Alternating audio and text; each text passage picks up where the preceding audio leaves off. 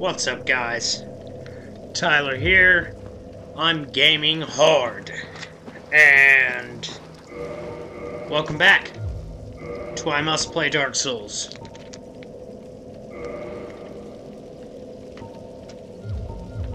So, ended the last video after entering the Catacombs here, and I was wearing the gold-hemmed black armor set because of the high amounts of poison and fire and stuff like that in Blighttown. And now I am switching back over to the Elite Knight set, simply to get that extra poise, not get staggered so easily. Obviously, the Dragon Crest shield isn't the best for that because it doesn't have the best stability, but I still want to be able to parry, even though I am terrible at parrying the skeletons.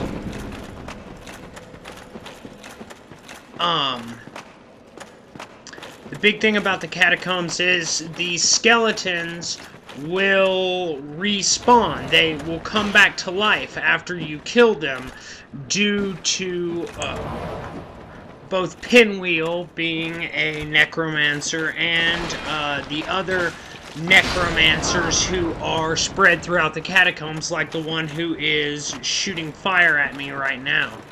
If you want to kill these skeletons, and have them die and not get right back up, you need to use a divine weapon.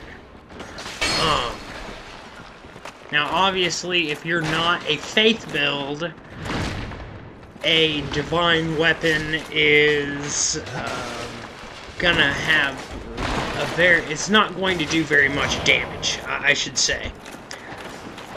So basically, if you are not a faith build, you can either make a divine weapon and go through the Catacombs doing very little damage and taking multiple hits to kill one enemy, you know, 4 or 5 hits for each skeleton, or you can just go through the Catacombs without a divine weapon. My weapon actually, you know, kills them in one hit, the Scythe. And of course they will get back up until all of the necromancers and Pinwheel have been killed. But what I found is you can kick them off of ledges, and obviously they're not going to come back at you after that, or you can hit them, kill them, and run away, and then by the time they get back up, you're not around anymore, so they kind of go back to that non-hostile state where they're not aggroed. So, first death there. Obviously, I kind of edited out the trip back, although there really wasn't much of a trip back there. And in this video, I normally edit out the trip back, and I will be editing out part of the trip back in most instances. But since there are so many ways down in the Catacombs, I may not edit out the entire trip back each time I die. I don't think I die a ton down here, but when I do, I might not edit out the entire trip back due to the fact that I might take a completely different path back that's kind of a shortcut, and I think it'll be cool to kind of show some of those shortcuts that you can take to get back to where you died pretty quickly. And there are a lot of little shortcuts throughout the Catacombs, especially after you get all of the bridges flipped right side up.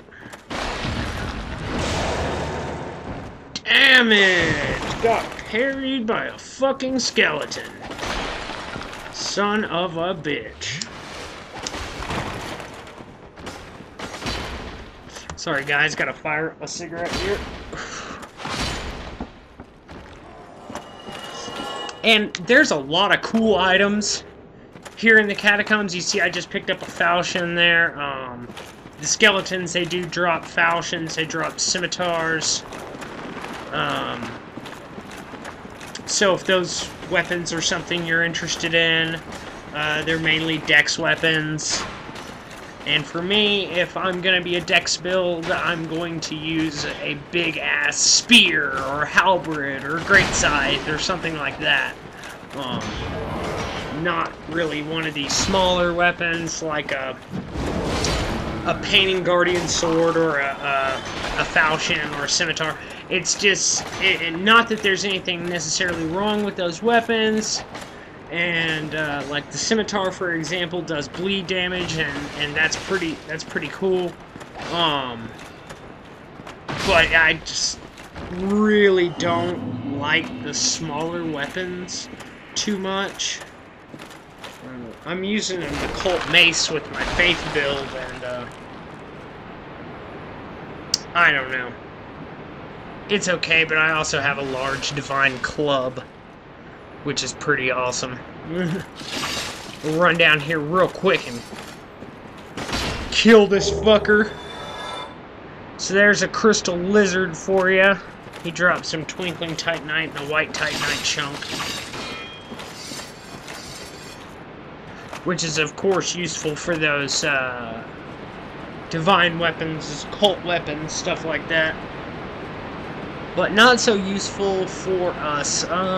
Mainly with this character, I'll probably be making, going up like the elemental upgrade paths, doing a fire weapon, doing a lightning weapon, and then the standard upgrade path.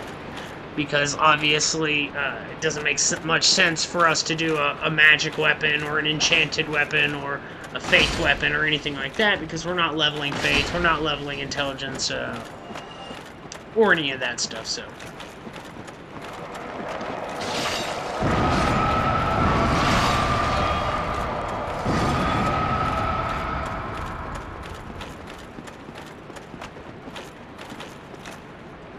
That's not to say I will not do playthroughs in the future where I do a faith build, or I do an intelligence build, something like that. I've got both an intelligence build and a faith build going right now in Dark Souls, and I'm having tons of fun playing with that different play style, and I'm really enjoying it. And plus, this build's going to have some pyromancy thrown in, so we are going to have some spells of sorts.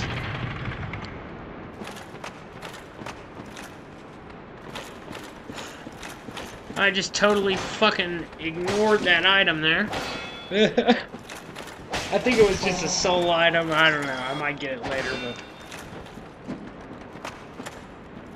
but for the time being, I just walked away from it.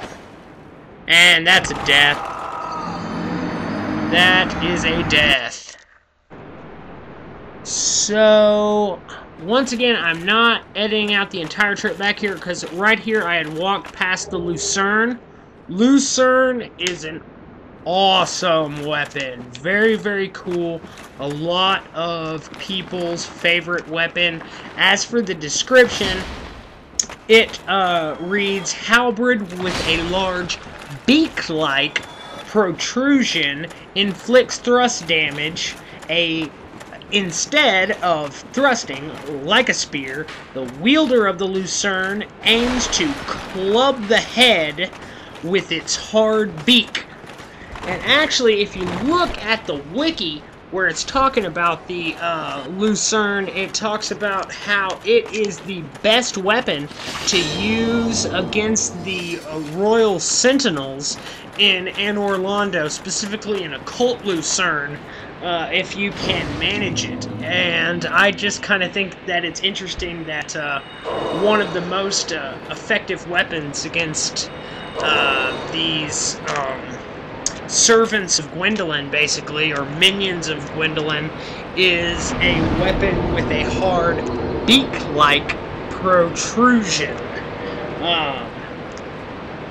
I don't think that that was necessarily a connection that was really meant to be made, but I just thought it was a funny coincidence. Obviously, the connection there with it being a beak-like protrusion, crows, Velka, and I am of the opinion, as many are, that there's kind of a rivalry of sorts, or something of that manner, going on between Velka and Gwendolyn, and it's really interesting stuff. Obviously, Velka, all sin is her domain, and she is the goddess of sin, and it would seem like she should be the one who is in charge of the Blades of the Darkmoon Covenant, but instead it's Gwendolyn. And it's important to note that it says that Velka metes out punishment, whereas Gwendolyn metes out vengeance. But both, it's retribution for the sin, or for sinning. Anyway, moving on. You guys saw there, I got the Great Scythe. That is really important. You guys saw how I got it there. That I just did, you got to make sure you run off of that ledge if you want to make sure that you're going to land on the platform below. We're going to go down here and talk with Vamos and get us a fire weapon.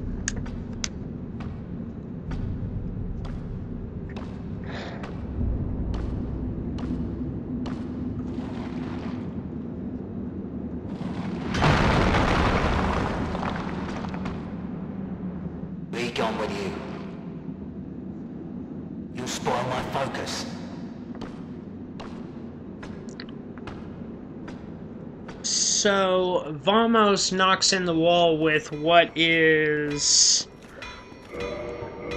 looks to be like a pickaxe, but actually, if you kill him, you will get the hammer of Vamos, as well as, I believe it's called the Royal Helm.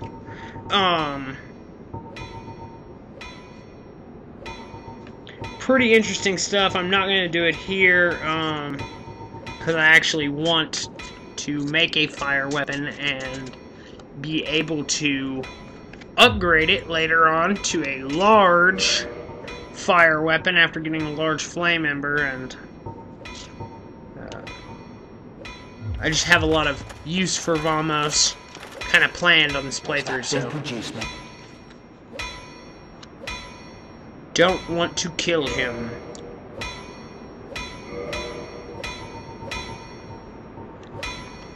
Buy enough Titanite shards to bring the weapon up to +5.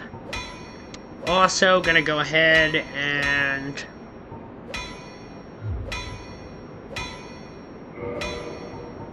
modify it up to being a fire weapon.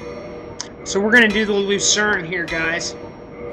Let's bring it up to +5. Requires 9 Titanite shards.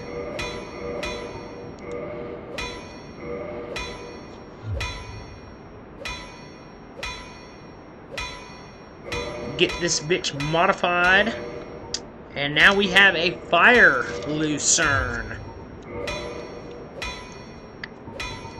Very cool stuff.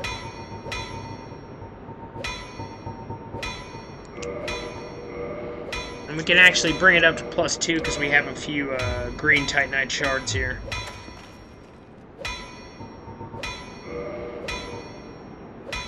Go ahead and buy this armor smith box as well, and now we don't have to worry about that. We can reinforce our armor, weapons, repair our gear, all that stuff at bonfires ourselves, and no longer have to go to blacksmiths to see it done for us.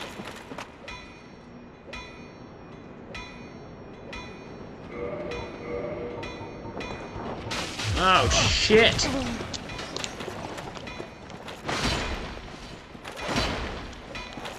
Did not expect them to come that quickly. What I was trying to do here is I was going to get switched over to the Eagle Shield. Since the Eagle Shield's much larger, has much better stability, it's going to be a better shield when dealing with these bone wheel skeletons.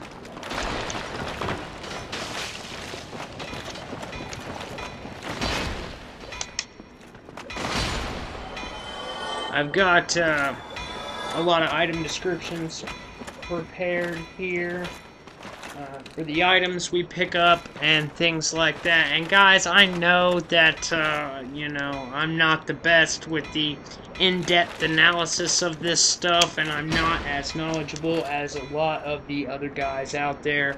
But I think it is important and is a integral part of the Dark Souls experience to take a look at the item descriptions at least, and for me to make a comment or two on it. I may say things that are wrong from time to time, but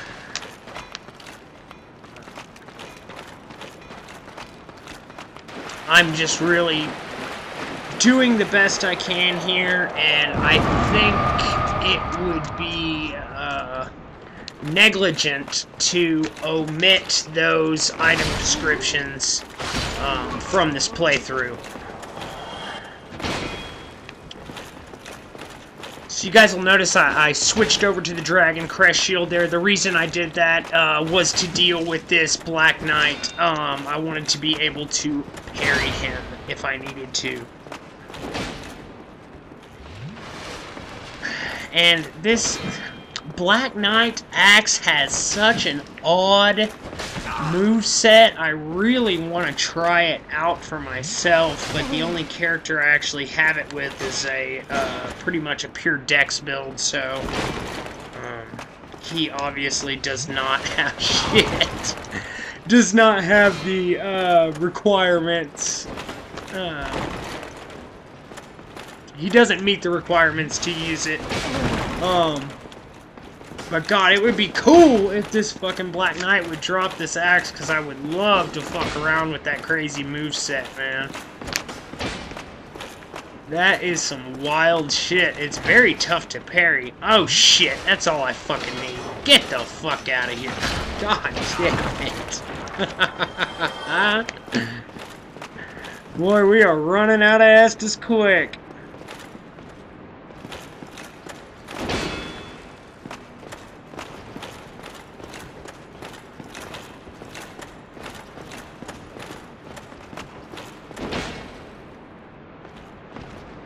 Alright, motherfucker.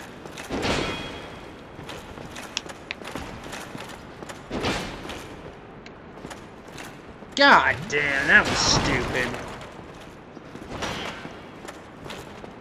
There we go. Got you, motherfucker. Bow. Blah, blah. Alright, cool. White Titanite chunk.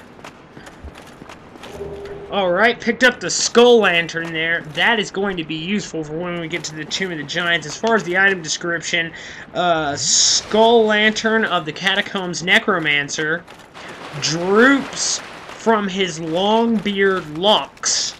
This lantern alights the Tomb of the Giants, Nito's light-devouring domain of death. Also serves as a fire damage strike weapon, although it's not going to be very effective, and I would not use it for such purposes. But it does alight the Tomb of the Giants, as the description suggests, and that being said, though, it's probably actually not your best option for a light source in the Tomb of the Giants.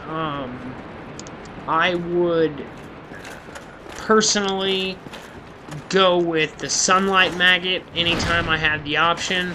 I haven't tried the Castlight Sorcery yet. But I believe even that would most likely be a better option than the Skull Lantern, being that you have to trade in your shield to use it. Or I guess you could trade in your weapon if you wanted to, but I don't know why you'd want to do that.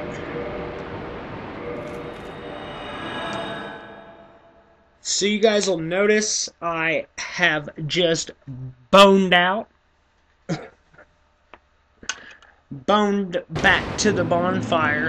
And the reason that I did this, guys, was I wanted to go ahead and level a bit.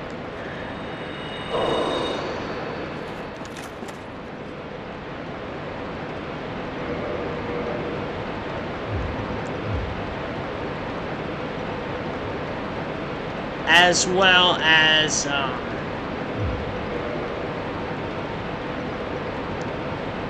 I want to be able to summon the homie Paladin Leroy. So I just took a shortcut back up by using the Homeward Bone, and we will drop back down and summon up Leroy. Yeah, the whole reason I did this was to level up.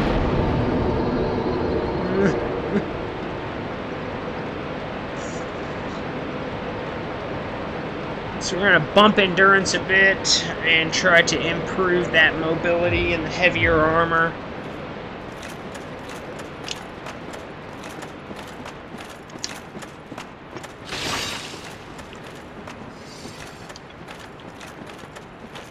So a cool little shortcut that I like to take is just where we got the Great Scythe earlier. You do a little roll down here, run around this corner, and pop through this bad boy, and this will drop you right back over in front of the entrance to where the Titanite Demon is. Oh, shit. I thought I could drop down before he blew up, but... Or it will drop you down right here by Leroy. That little shortcut there, which I think is really useful. Gets you to skip past quite a few of those pesky skeletons that aren't so fun to deal with. And especially if you're having a hard time with the Catacombs, it can really save you. And also what I wanted to show you guys here was what a help Leroy can be here. If you're having trouble with the bone wheel skeletons, you can drop down as I just did and let Leroy kind of hop down in front of you and clear the way. Then after he gets the path cleared from of the bone wheel skeletons, you can just hop on down and run to the fog door, and you don't even have to deal with those annoying motherfuckers. So that is a cool little tidbit of advice for people who are having a tough time with those bone wheels. So here we are, Pinwheel, the Rolling Stone. That just doesn't even make sense. Other than the fact he has wheel in his name and wheels to roll. Okay, he's got little lanterns. Oh, they're all gonna look at each other. Can you believe this motherfucker came up in here? And really, guys, I mean, the Crestfallen Warrior's a bigger threat. Pinwheel, by far one of the easiest bosses in the game. He's weak to fire damage, which is why I've got the Lucerne whipped out. That, and it is fucking awesome as far as that moveset. Look at that thing. I'm just twirling and spinning it around. kicking ass with style.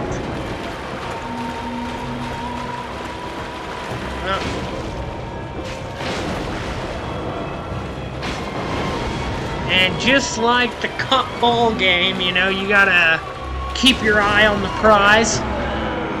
Don't be fooled by the silly clones. And you will do just fine.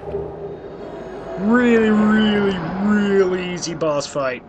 And we pick up the Mask of the Child. Fucking cool, man. Let's take a look at this motherfucker. Mask of the Child. One of the three masks of the Pinwheel.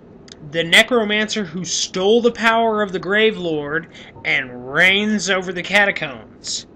This mask, belonging to the naive child, slightly raises stamina recovery speed. So let's get this bitch equipped. It's going to speed up that stamina recovery, which is really, any stamina recovery stuff is especially effective for people wearing heavy armor, which is something that I'm trying to force myself to do on this playthrough. At least some of the time. Although I will say that I'm wearing a few pieces from the Paladin set on my Faith build, and I'm actually really enjoying that particular armor set.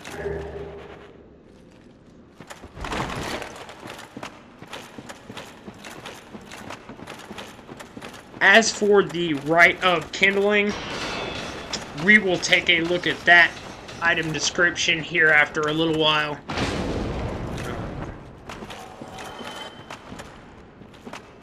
Once we are safely kind of free of this area and basically just somewhere a little bit more hospitable, we'll stop and take a look at it.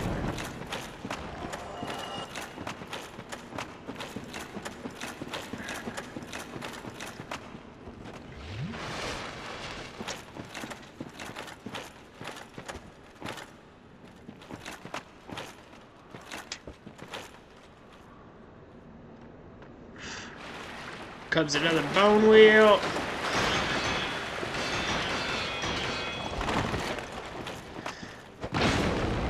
Yeah, killing Pinwheel, he'll drop three. He has three different masks he can drop: the Mask of the Child, Mask of the Father, Mask of the Mother. Mask of the Child raises stamina recovery speed, like we just talked about. The Mask of the Father boosts your equip burden by just a bit. Same effect as Hovel's Ring, just not as much. It doesn't add as much to your equip burden. I'm not sure of the exact figure. It's obviously much less than Hovel's Ring, but it can still, you know, any little boost helps.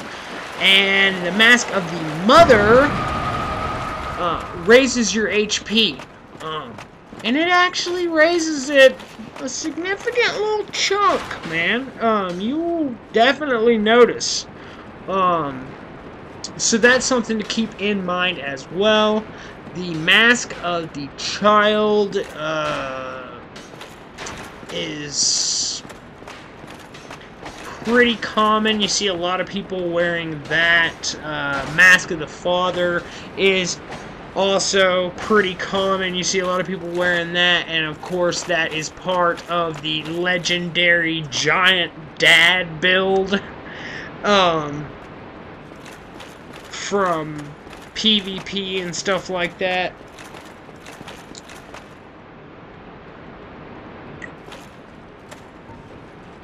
The Mask of the Mother is probably the least iconic and the least widely used, but it's still, you know, decent. None of these masks have very good defense, obviously, As you can tell from their appearance, they're not really going to offer much in the way of physical defense or any resistances or anything like that. So it's pretty much just the buff that it gives you is the only real reason for wearing it. But anything that helps stamina recovery speed is especially effective for players wearing heavy armor, and that's why I've decided to go ahead and have the Mask of the Child equipped here. So we're going to knock out this Titanite Demon, and I'm going to show you guys how to go about joining the Grave Lord Covenant, although I'm not going to do it right here. I'm just going to merely point out the little coffin that you can climb into. Since I'm not a faith build, I don't really need the miracles. However, with the strength and stuff, I don't know, maybe the Grave Lord's sword would be useful. But for right now, I'm not going to join up with the Grave Lord Covenant or go in and see Nito or any of that stuff, but who knows. Maybe later on, when we come down to do the Tomb of the Giants, we'll do that stuff.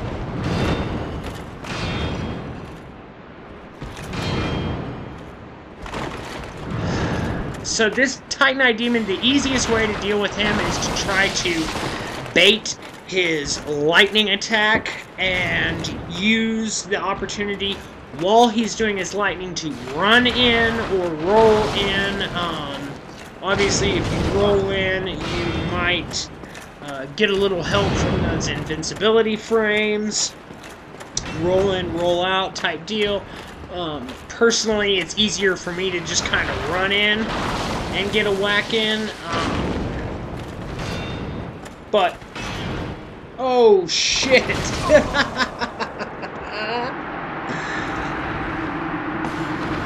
Alright then.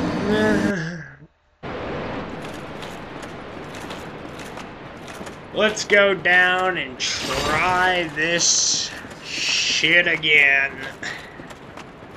And not gonna edit out the trip back because there's not much of a reason to. Edited out the loading screen and shit like that, but this shortcut right here basically cuts any time, travel time out of the equation, you know. So we did the Fire Lucerne there against the Titanite Demon. Let's see what the difference is between the Fire Lucerne and a Zweihander buffed with a bit of magic weapon and power within. Shit, I lost my magic. That was stupid.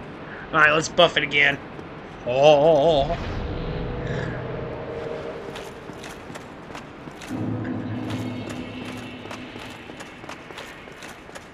Bam! Jeez, dude, we're doing huge damage. Ha ha ha!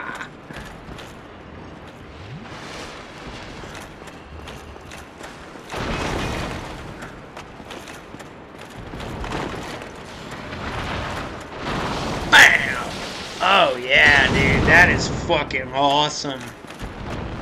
What was that, 310? That is big damage against a Titanite Demon. That is big damage against a Titanite Demon.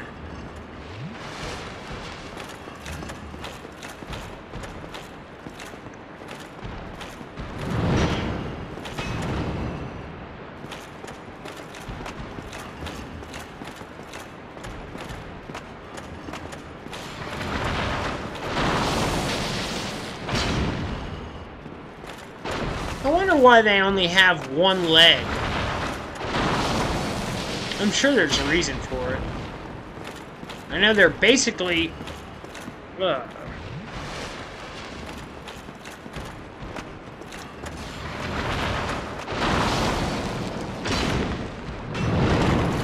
born of Titanite,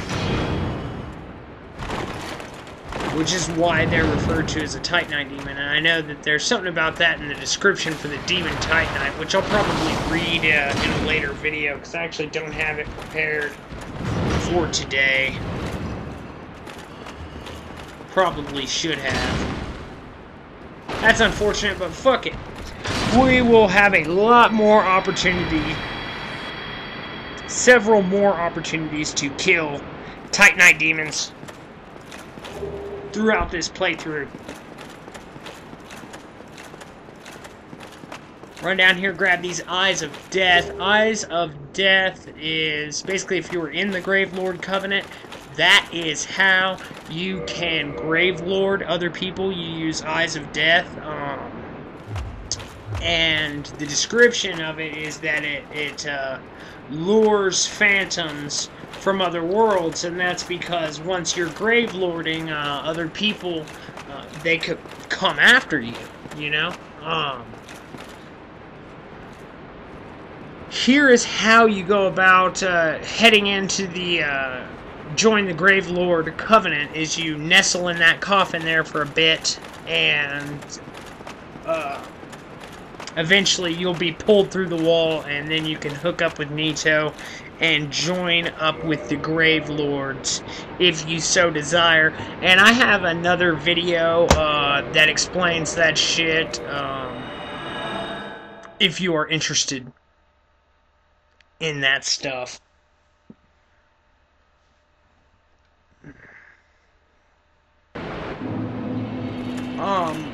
Other than that, Eyes of Death are also how you rank up in the Gravelord Covenant. And you can offer 10 Eyes of Death and get the Gravelord Greatsword Dance. As soon as you join the Gravelord Covenant, you will get the Gravelord Sword Dance and the Gravelord Sword. And then, if you offer 10 Eyes of Death, you will rank up in the Covenant and obtain the Gravelord Greatsword Dance, which are both pretty cool miracles, man. Pretty fucking cool indeed. And they work kind of similarly to the way that the, like the Fire Tempest or the Chaos Storm or Firestorm spells work with Pyromancy. But instead of shooting pillars of fire up out of the ground, you shoot these swords. And it's pretty fucking awesome. One of my favorite miracles. Anyhow.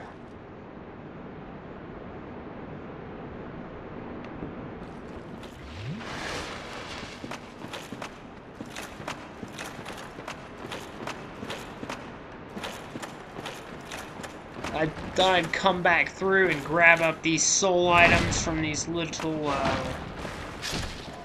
rooms and things like that, just trying to be thorough. Looks like I got everything out of here. And then, of course, down there is Vamos. No reason to go back down there.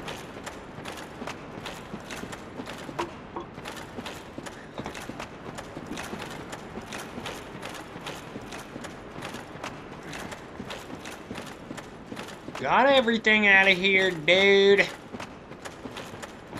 Yeah, that one too. No. Die! Die! Die, motherfucker! Die, motherfucker! There's where we want to go. Zip!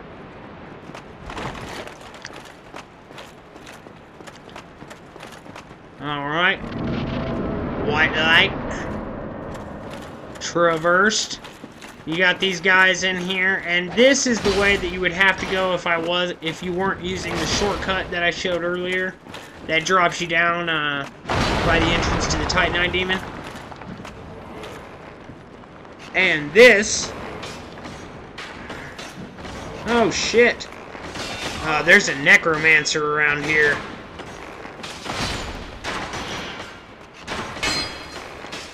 So you guys will notice the 2 skeletons I just killed have basically their bones reformed together, and they are back up and fighting with me again. And the reason that is because of that necromancer up there, and we're gonna go up there and kill his ass. Bam! Alright, man, enough. Die! Now let's move quick before they get back up and aggro again. Oh, they'll all be after us here in a second.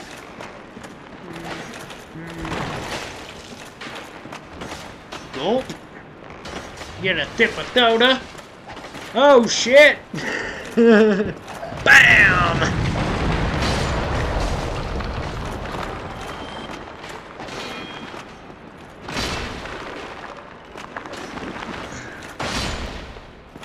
That will buy us a bit of time. Grab up the Darkmoon Seance Ring, and we will read the description of that here in just a bit, along with the Rite of Kindling. Nothing over there. And get up here and kill this fucking necromancer so these fucking skeletons will stop pestering us.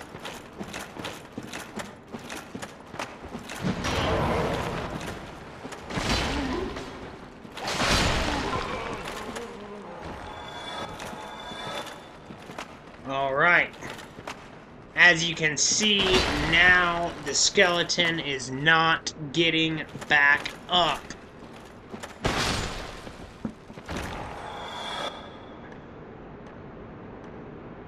You see? Pretty cool stuff. Pretty cool stuff. So once all of the necromancers are dead, and Pinwheel is dead as well,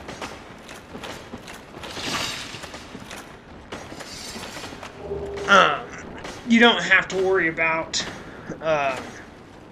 all those skeletons getting back up. But this shit seems kind of buggy a bit too, because I have seen them still get up. So here's the Tranquil Walk of Peace miracle. The description reads, Outland miracle, foreign to the Way of White. Slows all walking within effect area. This miracle is usually used to flee, as it slows walking but does not affect attacks, but nevertheless defines peace perfectly. Very interesting miracle, and its location is very interesting because the enemy in the game that actually utilizes the Tranquil Walk of Peace miracle is the Stone Guardians, all the way back in the Darkroot Garden area. And yet we find it here. Not too far from the Darkmoon Seance Ring, and it just seems odd to me.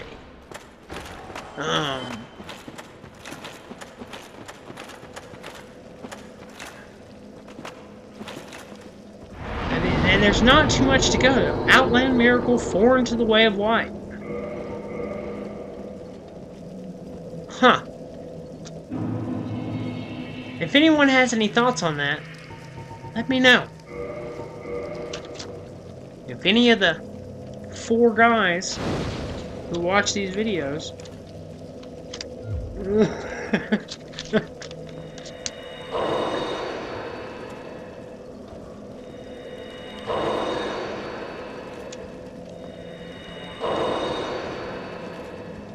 Alright, munching up some souls here. Yum, yum, yum, yum, yum.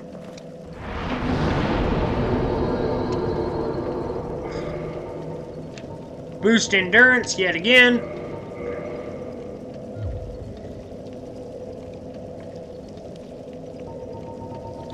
And we will kindle this bitch. Because, as I've said many times, that will stay kindled, man. It'll stay kindled through all subsequent playthroughs, and we can do that because we got this Rite of Kindling. Let's take a look at this. Rite of Kindling. This secret rite allows bonfires to be bolstered further with kindling, so that even more Estus can be collected. Kindling was a sacred rite passed down among clerics, but all undead can imitate the process in the same manner that they restore their hollowing with humanity. How peculiar that humans had found little use for humanity until they turned undead. Next, we have the Darkmoon Seance Ring. This ring is granted to adherents of Gwendolyn, Darkmoon deity, and last born of Gwyn, Lord of Sunlight. Grants additional magic attunement slots. The Dark Sun Gwendolyn is the only remaining deity in Anor Londo. His followers are few, but their tasks are of vital importance. Going back real quick to that description of the Rite of Kindling, I think that that's like a little typo or a mistranslation. But all undead can imitate the process in the same manner that they restore their hollowing with humanity.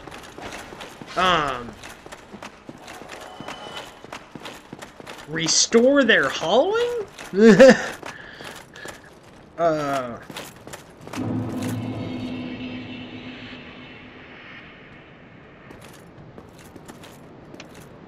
But you actually reverse your hollowing. So I think that that was a little bit of a mistranslation from the original Japanese version, or it just wasn't thought out because they restore their humanity with humanity, and they reverse their hollowing, but they do not restore their hollowing, as that just doesn't really make much sense. Anyhow, we're going to get up here to the bonfire here in Firelink Shrine. I'm going to go ahead and call it there. As always, guys, if you're enjoying these videos, please like, comment, subscribe. As always, have a good one and keep on gaming hard.